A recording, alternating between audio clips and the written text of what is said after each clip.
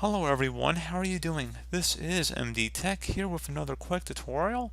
In today's tutorial, I'm going to show you guys how to go about clearing a mapped network drive cache on your Windows 10 computer. So this should be a pretty straightforward process here, guys, and without further ado, let's go ahead and jump straight into it. So all you need to know is the drive in which the mapped drive is on.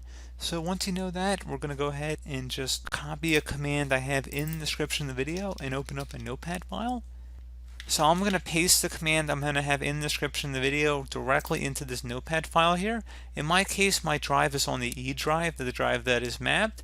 However, in your case, it might be any other letter, so just don't think because it's E in my case, it's the E drive in your case. So just make sure you have that understanding. So just copy it in here, and then if you have to make any changes, you can. And then we're just going to go ahead and right click and copy on it again. And then open up the start menu, type in CMD. Best result should come back with command prompt. Go ahead and right click on that and select run as administrator. If you receive a user account control prompt, go ahead and select yes. Go ahead and copy the command I'm going to have in the description of the video and then just paste it into the command prompt here. So just right click on the top bar of the command prompt window, select edit, and then select paste to paste it in.